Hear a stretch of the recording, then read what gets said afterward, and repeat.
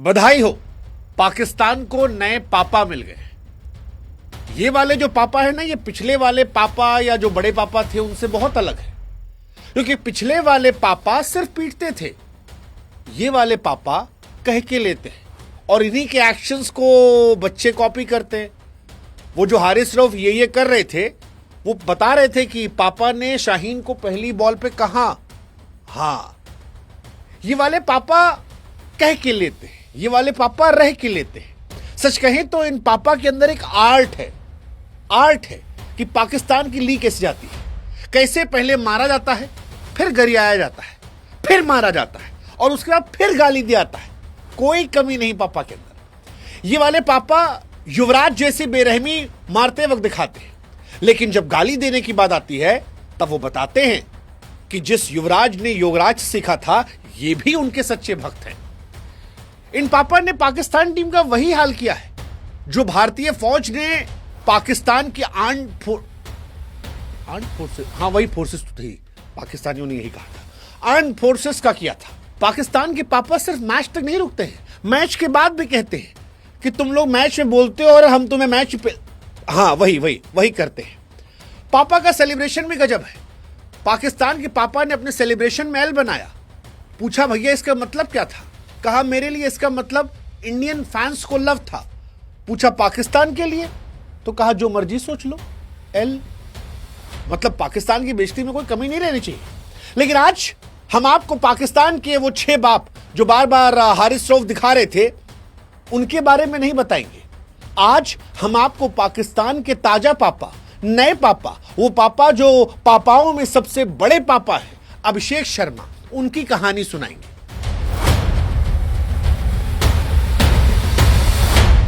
पाकिस्तान के नए पापा ने सिर्फ पीटा नहीं है, गाली देकर पीटा है, इज्जत उतार कर पीटा है, आंखों में आंखें डालकर पीटा है। एक बार पीटा, फिर घसीटा, फिर रगड़ा, फिर पीटा और फिर जब पीट दिया तो कहा ओए डीके बोस, जाके बॉल लेके आ। ओए ग्रोसरी वाले, जाके बॉल लेके आ। बताया कि फिर से आओ ताकि मैं तुमको फिर से पीटूंगा। समझाया कि बाबू, झंडे में चांद होना और चांद पर झंडे होने में औकात का नहीं, बाप और बेटे का भी फर्क होता है। और ये फर्क दिखाई पड़ा।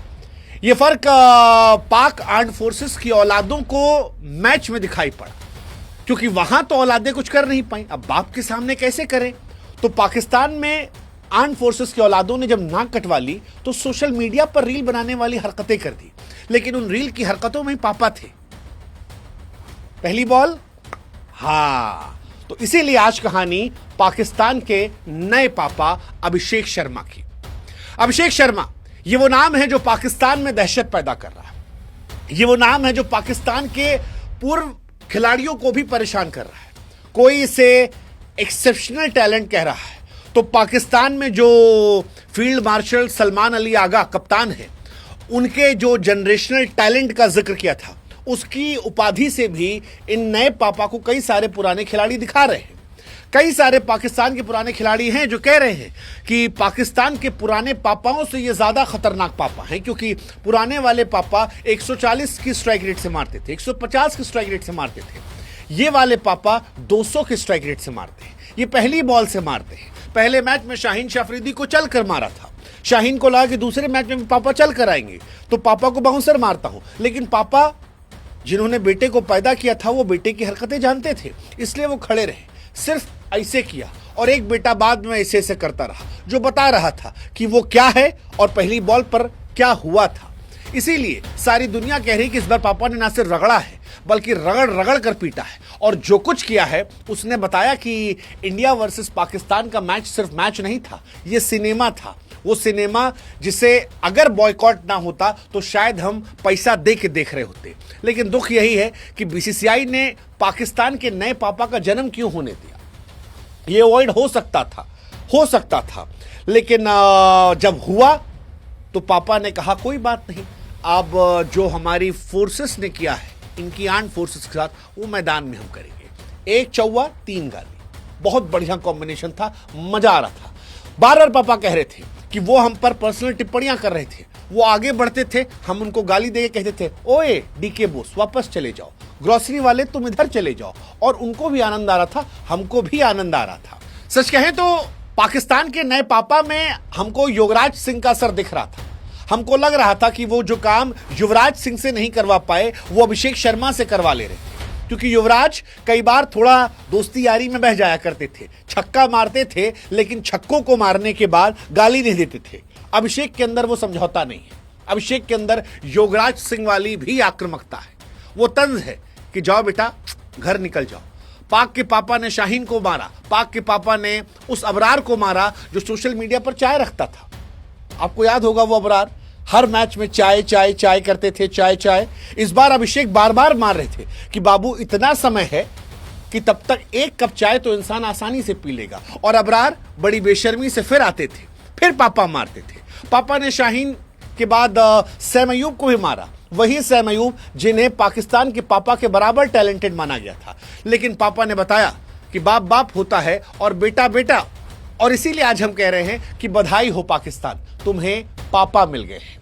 वो पापा जिन्होंने एशिया कप में तुम्हें धुआं धुआं कर दिया है, वो पापा जिनके 74 रनों से तुम्हारा वो ख्वाब कि तुम जाकर अपनी आर्म्ड फोर्सेस की तारीफ करोगे सिर्फ ख्वाब रहकर रह गया है।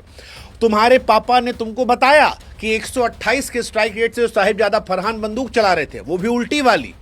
वो एक्चुअली आर्म्ड फोर्सेस की निशानी है, क्योंकि 128 के स्ट्राइक रेट से रन बनाने के बाद मैच नहीं जीते जाते। 128 के स्ट्राइक रेट से रन बनाने के बाद कॉलर नहीं खड़ा किया था। अगर कॉलर खड़ा करना है तो वो करना होता है जो अभिषेक ने किया, क्योंकि अभिषेक के आंकड़े सिर्फ आंकड़े नहीं थे, वो पाकिस्तान के गेंदबाजों के कब्र थे।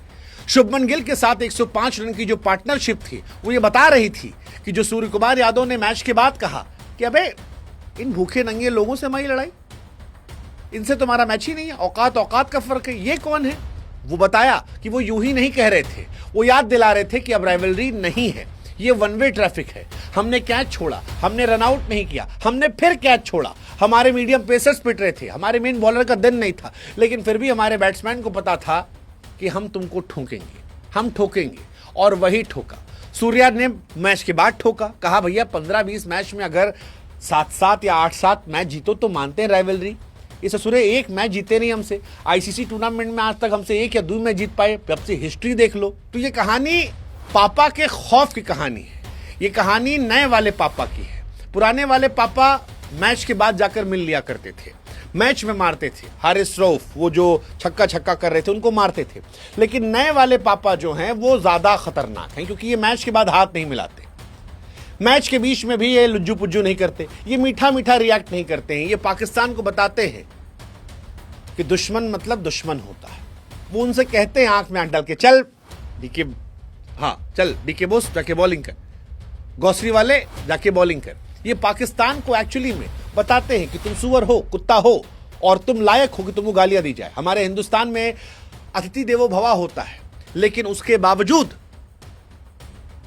तुम्हारे साथ कोई नरमी नहीं। वैसे भी हमारे खान सर ने कहा था कि पाकिस्तान का नक्शा कुत्ते जैसा, और इसमें कुत्ते की बेइज्जती है। और अभिषेक शर्मा यही बता रहे थे कि हम भी उनको वही एहसास करा रहे थे। गजब। लेकिन अभिषेक ने जो किया है, हाय सच कह रहे हैं, क्रिकेट की दुनिया में ये WWF का मजा था, अब WWE हो गया है। पापा बड़े पापा बन गए हैं। पाकिस्तान ने शाहीन, हारिस सबको लगाया, पर्सनल अटैक पे लगाया, लेकिन पापा ने बताया कि बाप को समझाने के लिए लतियाना ही पड़ता है, गरियाना ही पड़ता है, और फिर एक बेंचमार्क भी तय करना होता है, क्योंकि क्रिकेट सिर्फ मुंह से नहीं चलती है, बैट से चलती है। एक बाउंड्री 3 गाली, एक बाउंड्री 3 गाली। और इसीलिए सोशल मीडिया पर लोगों ने कहा कि अभिषेक ने पाकिस्तान को कुत्ता बना दिया। Proud student of Yuvraj Singh साहब। वैसे कुत्ता हारिस रऊफ को विराट कोहली नहीं बनाया था, आप याद करो, 18.5 18.6। आय हाय हाय, वो एक छक्का जो सीधे मारा था और एक छक्का जो इधर मारा था। मुझे लेकिन आज तक समझ नहीं आया कि वो आदमी जो लाखों लोगों के सामने बेशर्मों की तरह पिट के गया था, वो आदमी जो वर्ल्ड कप में 500+ रन पिटा था ओडीआई वाले, जब रोहित शर्मा को इसने कहा था मोटे हैं, ऐसा है वैसा, और वो वाले पापा ने बड़ी पिटाई की थी, वो आदमी इतना एटीट्यूड किस बात का दिखा रहा था। मतलब कई बार मैं हारिस रऊफ को देख के सोचता हूं कि भाई तुम में किस बात का घमंड है, किस बात का तुम में घमंड है। मतलब तुमको 2022 में पीटा गया, 2023 में पीटा गया, तुम जब आते हो तो पिट के जाते हो। तुम वर्ल्ड क्रिकेट के उन चुनिंदा हीरो में से हो जिन्होंने 500 प्लस रन बनाए हैं।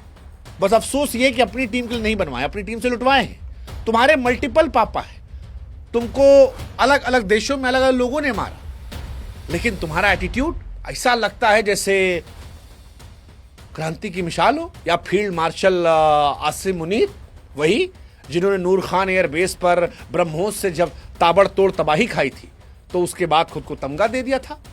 वही पाकिस्तान फैंस रो रहे हैं फिलहाल, और उनका रोना बनता है। बनता इसलिए क्योंकि पाकिस्तान के कई बाप पैदा हो गए, और ये बात हम कह रहे हैं। ये बात इसलिए भी कह रहे हैं क्योंकि दायरा पाकिस्तान ने पार किया है। अब दायरा पार हुआ है तो हमने पिछले वीडियो में कहा था कि सुअरों से लड़ने के लिए नाली में उतरना पड़ता है। तो जो कई बाप पाकिस्तान के, उसमें एक बाप अभिषेक शर्मा है जो नए वाले, जिनके बारे में बता दिया। बाकी पापाओं का भी छोटा छोटा जिक्र करके निकल लेते हैं आगे। दूसरे पापा शुभमन गिल हैं, जिन्होंने कल बड़ी अच्छी फटाई की। अगर वो ब्रेक नहीं होता तो शायद मुझे लगता अकेले खत्म करके आते। तीसरे पापा रोहित शर्मा है, 2023 में बड़ा अच्छा मारा था, मजा आ गया था, आनंद, दिल को सुकून मिल गया था मुझे। चौथे ऑल टाइम पापा जो है, सबसे लॉन्ग लास्टिंग पापा, वो विराट कोहली पापा हैं, जो कभी खत्म नहीं होते। फिर एक पापा कुलदीप है, आखिरी वाले पापा हम हैं। हालांकि हमारी नाजायज औलादे भी पाकिस्तान से ज्यादा लायक होंगी, ये हम कह रहे हैं। इनसे ज्यादा नालायक औलादे नहीं हो सकती, लेकिन ठीक है, मजा आया, पैसा वसूल हुआ। बस यही था कि बीसीसीआई को ये अवॉइड करना था। इतना कीचड़ में लोट कर सुअर को सुअर के औकात दिखाना ये जरूरी नहीं था, लेकिन ठीक है, जब हुआ तो अब हुआ, और हुआ ऐसा तो गंभीर की भी याद आई। गौतम गंभीर की स्टैंप वाली टीम हमको नजर आई, वही आक्रामकता जो गंभीर करते थे। तब भी शाहिद अफरीदी को, जो पाकिस्तान के पुराने सौतेले पापा हैं, उनके पास आंखों में आंखें डाल के हमारे इंडिया के पुराने पापा जो पाकिस्तान के हैं उनको गरियाते थे। अब नए वाले आए हैं तो वो भी उसी तरह से कर रहे हैं। लेकिन कुल मिलाकर कहानी ये है कि मजा आया, उतना ही मजा आया जितना ऑपरेशन सिंदूर में आया था। बस फर्क इतना है कि वहां पर ये सोशल मीडिया पर सबूत खोज रहे थे कि भाई साहब सबूत देख लीजिएगा, हमारे पापा कह के गए हैं कि हमने ऐसा ऐसा किया है। इस बार सबूत जो है वो सोशल मीडिया पर है, क्योंकि प्रत्यक्ष मैच हुआ था। हालांकि बीसीसीआई से फिर एक सवाल मेरा है कि इसकी जरूरत नहीं थी, आप बच सकते थे। पापा ने रन बनाए, ठीक है, 16 पे 30 पहले मैच में मारा, इधर 39 पे 74 मारा, ये सब ठीक है, पापा देख ले रहे हैं। लेकिन पापा को उनसे क्यों लड़ाना था जिनका असली चेहरा जो है वो गलीच है, जिनका असली चेहरा दहशतगर्दी का है, जिनका असली चेहरा दोगलापंती का है, जिनका असली चेहरा बेइज्जती का है। बॉयकॉट पाकिस्तान अच्छा था, होना चाहिए था, वहीं पे खत्म हो जाना चाहिए था, और ये नहीं हुआ तो ये थोड़ा सा परेशान करने जाता है। हमें इसे न्यू नॉर्मल नहीं बनाना है। आइए मिलके गरियाएं, ठीक है, अच्छी बात है, लेकिन क्या पाकिस्तान को हमें अवॉइड नहीं करना चाहिए? क्योंकि जो दो तस्वीर आई थी, मैं फिर कह रहा हूं, वो पाकिस्तान के उस चरित्र को दर्शाती है जो बताती है कि वो दहशतगर्दी मुल्क है। इनके खिलाड़ी जो खेल रहे हैं, क्या पता कल को बंदूक लेके आ जाए, कोई हैरानी नहीं। और जब तक बीसीसीआई इस बात को नहीं समझती है, तब तक गटर में उतरकर इन सुअरों को हम लताड़ते हैं और मैदान पर उतरकर पाकिस्तान के नए पापा लताड़ते हैं। क्योंकि कुत्ता तो बनाना है, नक्शा कुत्ता है, लेकिन खिलाड़ियों को मैदान में और बाकी जो उनके समर्थक वाले लोग हैं उनको सोशल मीडिया पर बनाना तो है। और इस नाली में उतरने के लिए ठीक है, मतलब आपको भी साथ देना पड़ेगा, क्योंकि ऐसे गलीच और भूखे नंगे लोगों को मंच देकर जो बीसीसीआई और सरकार ने गलत काम किया है, उस काम का बैलेंस तो करना पड़ेगा। इन नमूनों को समझाना पड़ेगा। जब तक बीसीसीआई नहीं समझ रही है, फिर हम कह रहे हैं खिलाड़ियों को रेलने दीजिए, और आप सोशल मीडिया पर पाकिस्तान को, हाँ वही जो आप समझ रहे हैं। जय हिंद, जय भारत, नमस्कार।